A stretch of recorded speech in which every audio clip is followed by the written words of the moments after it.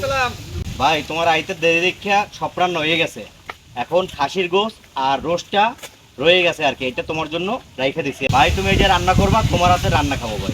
এখন এই যে নানা বাড়ি আইছি বেড়াইতে, এখন এই তোমাকে রান্না করে খাওয়ান লাগবে, চাইছি একটু আজকে আরামে খামু। হ্যাঁ হইবে না?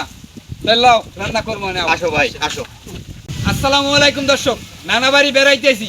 উপলক্ষ হয়েছে কি, মামাতো ভাই চাকরিতে প্রমোশন হয়েছে, এই জন্য মামাতো ভাই তার কাছের কিছু লোকজন দাওয়াত করে খাওয়াইবে, আমাকেও দাওয়াত দিয়েছে।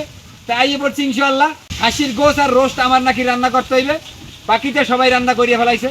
তাই ইনশাল্লাহ চলেন বেড়াইতেইও শান্তি নাই, চলেন রান্না করে চলে যাই। খাসির গোস্ত রান্নার জন্য তেল দিয়ে দিলাম, বিসমিল্লাহ। দারচিনি, এলাচ, লবঙ্গ, কুচাইনা পেঁয়াজ,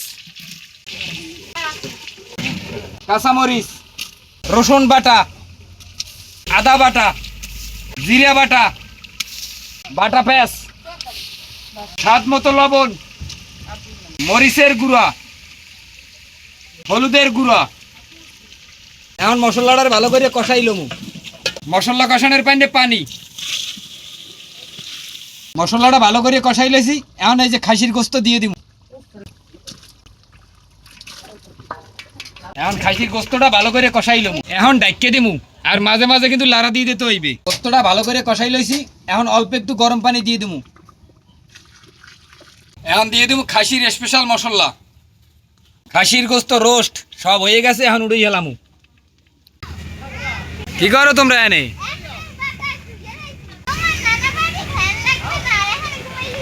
নদীর কূলে না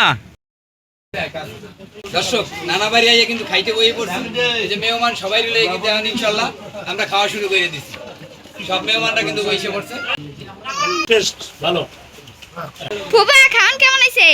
খুব টেস্ট হয়েছে। সেই খাবার।